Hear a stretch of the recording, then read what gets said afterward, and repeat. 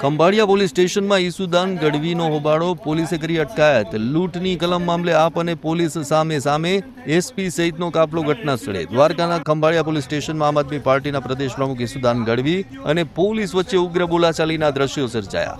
બિહારથી આવેલા આપ કાર્યકર દીપકની ફરિયાદમાં લૂંટની ખોટી કલમ ઉમેરવામાં આવી હોવાના આક્ષેપ સાથે ઈસુદાન ગઢવી રજૂઆત માટે પહોંચ્યા. રજૂઆત દરમિયાન મામલો ગરમાઈ ગયો. પીઆઈ સાથે તીખી ચકમક થઈ ગઈ.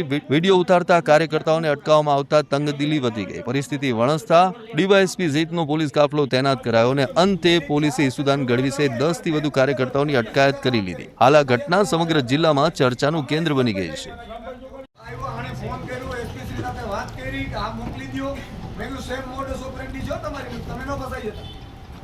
જામનગરમાં આવી જ રીતે કર્યું છે, સ્કૂટી લઈને. ભલે તમે પહેલી 4 કલાક પહેલા મેં મોકલેલો, એસપી સાથે વાત કરી, એફઆઈઆર કરાવવા આવ્યા. હમણાં ઈસુદાનભાઈ લઈ લીધું.